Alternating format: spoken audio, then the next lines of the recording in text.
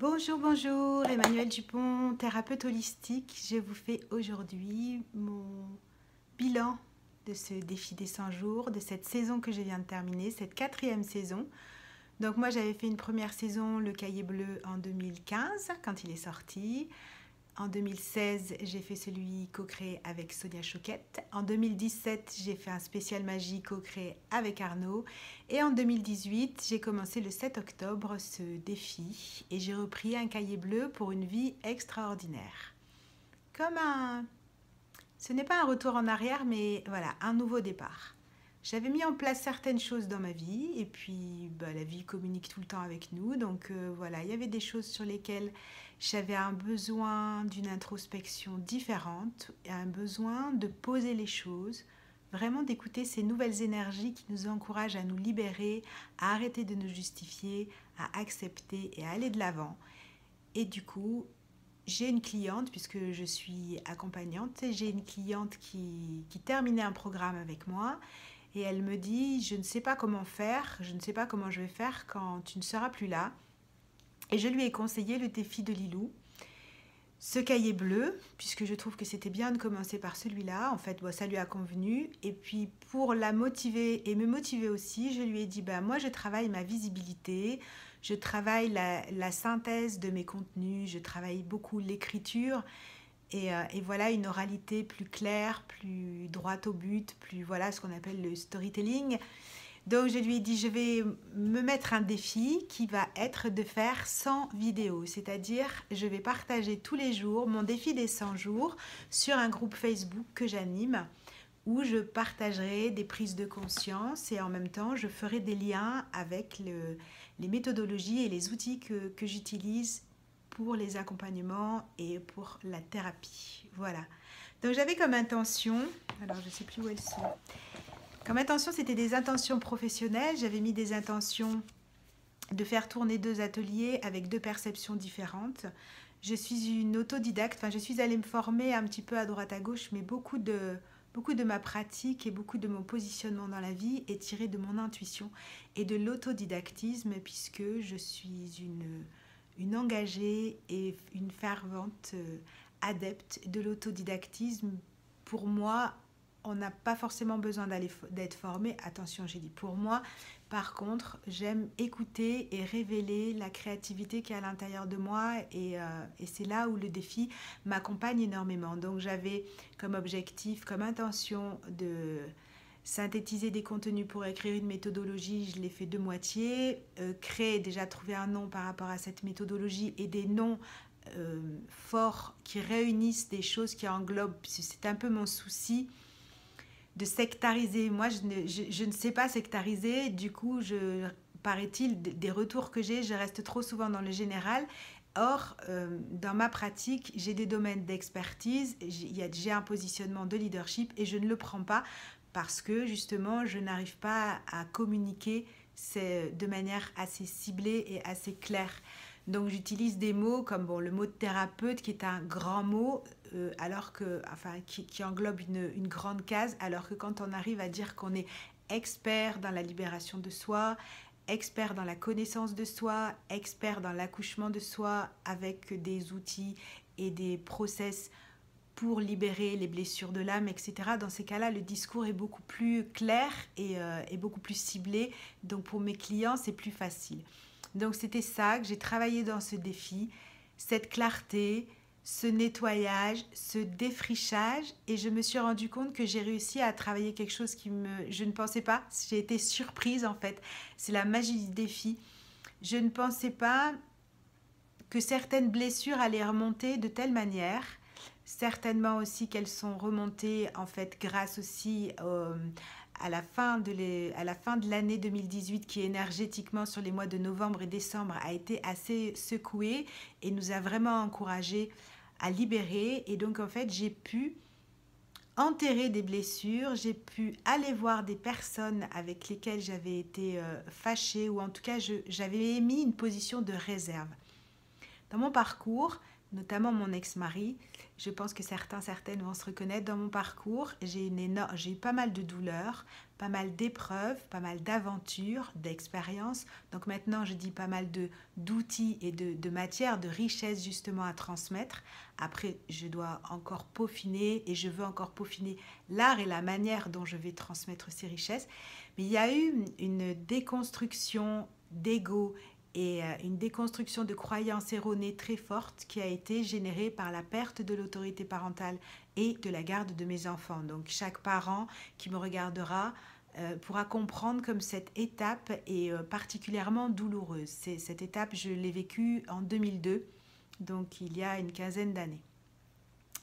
Et je ne m'étais pas rendu compte que j'avais du coup surconstruit sur cette blessure, mais au lieu de passer au travers de cette blessure, j'avais réussi à mettre en place des mécanismes de défense qui étaient encore de l'ordre de la fermeture. Or, pour moi, la vie est ouverture et la vie n'est pas fermeture. Donc ce défi m'a permis de pouvoir régler ça. Et du coup, j'ai une fin d'année complètement différente avec des dialogues de mes enfants, des ouvertures de cœur. Et depuis, des enfants qui ont maintenant 25 et 28 ans. Donc certes, ils ne sont pas jeunes, mais ils ne sont pas non plus si âgés que ça. En tout cas, ils ne sont pas encore parents, donc le recul n'a pas forcément pu se mettre en place. Et puis, ils m'ont avoué cette fin d'année qu'ils avaient eu des difficultés à me comprendre parfois, ce qui avait généré des comportements, puisque l'incompréhension va générer le comportement. Et surtout qu'ils avaient des difficultés à comprendre le cœur de mon métier, à comprendre les messages que je voulais faire passer. Pour eux, ce n'était pas toujours très clair et ils avaient éprouvé le besoin de se concentrer sur eux et plutôt que de se concentrer là-dessus pour tracer dans la vie, faire leurs études, se construire, etc. Et maintenant, mes enfants me font participer à leur introspection. Mon parcours leur a donné envie de faire un chemin, de cheminer et 2 ou 3 fois par semaine, je les ai de manière isolée. Alors, je ne les accompagne pas parce que je ne suis pas la meilleure placée ni objective pour les accompagner, mais j'ai un énorme cadeau, c'est que 2 à 3 fois par semaine, je les ai soit les uns, soit les autres, soit parfois ensemble, qui me racontent en fait et qui me questionnent. Et nous avons du coup un dialogue formidable et je n'ai plus l'impression d'être leur maman, j'ai l'impression d'être parfois leur maître. Vous savez, comme dans une relation bouddhiste où vous avez maître et disciple, et parfois, moi, je prends le rôle de disciple et c'est eux qui sont mes maîtres. Et une complicité énorme et beaucoup d'amour. Donc voilà, ça c'était ce que je voulais vous raconter par rapport à ce défi. Donc, qu'est-ce que j'en ai retiré? Mais j'en ai retiré que de faire 100 vidéos, c'est un vrai défi. Que dans ces 100 vidéos, on doit prendre conscience des problèmes techniques parfois, des problèmes de charge de téléphone. Moi, je travaille qu'avec mon téléphone. On doit prendre conscience de se rendre compte que l'environnement va nous influencer positivement ou négativement parce que parfois j'ai fait des vidéos dans des gares, parfois j'ai fait des vidéos dehors, parfois j'ai fait des vidéos dans la voiture. Et que quand nous avons un univers très coucouné, c'est vachement sympa, mais quand nous avons un univers où nous sommes beaucoup plus en vue, comment est-ce que j'ai réagi? Je trouvais ça très cool de voir comment j'ai réagi et je me suis rendu compte que ça m'avait permis de lâcher encore plus et de dire « Allez, je suis comme je suis ». Donc ça, c'est très libérateur et c'est allégeant, pétillant. Ça m'a permis de danser de manière improvisée puisque j'utilise la danse comme outil de bien-être, donc finalement de créer du lien. Ça m'a permis j'ai pas fait 100 vidéos, j'en ai pas fait 100, j'en ai fait 90. Mais ça m'a permis d'encourager mon groupe, ça m'a permis de me montrer sous un autre angle parce que parfois, je trouve que nos images, nous, personnalités, personnes qui parlons de manière publique, sommes parfois idéalisées, fantasmées, etc. Donc ça a permis de remettre de l'équilibre. Ça m'a permis d'écouter de manière plus forte mon intuition. Ça m'a permis de me poser dans un logement, le logement où je suis en tout cas jusqu'au mois d'avril, puisque depuis le 1er novembre 2017, j'avais fait le choix de ne plus avoir de maison. J'étais nomade, donc ça m'a permis de voir comment je travaille grâce au nomadisme et de voir effectivement que ma capacité d'adaptation est là, et bien là, et qu'elle ne demande qu'une seule chose, c'est à être partagée et utilisée. Et comment puis-je faire pour être épanouie à partir du moment où je n'utilise pas les richesses que j'ai à l'intérieur de moi? Ça m'a permis de comprendre que oui, je suis faite véritablement, d'admettre en fait, et pas de comprendre mentalement, mais d'admettre que je suis faite pour la transmission et que comment je vais transmettre, je ne vais l'améliorer que qu'en le pratiquant tout le temps, et que parfois je ne faisais pas parce que je visais la marche très haute. Je me justifiais encore de ne pas avoir le matériel adéquat. Je me justifiais encore de ne pas savoir faire. Or, je ne peux pas savoir faire si je ne m'entraîne pas. Voilà, ça m'a permis de voir ces petits interstices, ces petites subtilités où je suis encore fragile, ou alors où je suis encore timide, où je suis encore en questionnement, d'écouter et de vraiment suivre la guidance qui s'offre à moi, et plus le mental qui va justement lui revenir dire c'est pas comme ça que ça se fait, regarde les autres. Voilà, ça m'a permis de faire une introspection en douceur, en chaleur, de devenir ma pote. Vraiment, j'ai l'impression d'être mon amie, vraiment.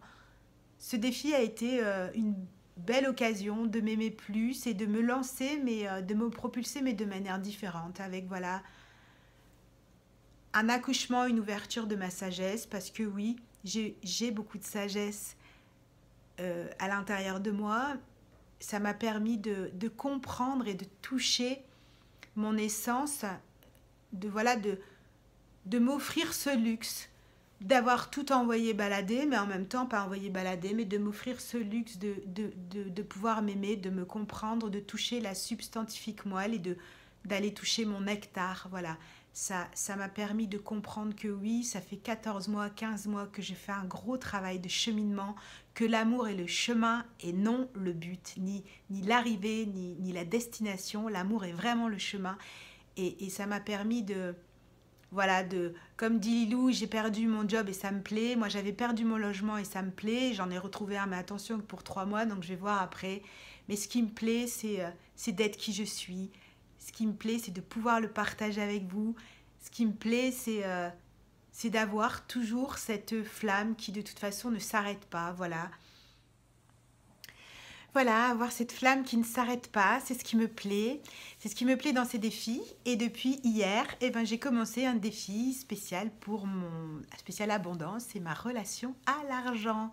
Voilà, donc je continuerai les vidéos, je vous continuerai, je ne fais plus 100 vidéos cette fois-ci puisque je me défie différemment, mais je continuerai les vidéos pour vous exprimer mes ressentis, partager les découvertes, les prises de conscience, et puis toujours les belles aventures, parce qu'il y en aura encore d'autres, et l'abondance a déjà commencé à arriver, puisque le jour où j'ai décidé d'acheter ce défi, on m'a demandé d'animer, d'être animatrice, animer un atelier dans un festival de féminin sacré dans la ville d'Abondance pour le mois de novembre 2019. Donc vous voyez, l'abondance est déjà là.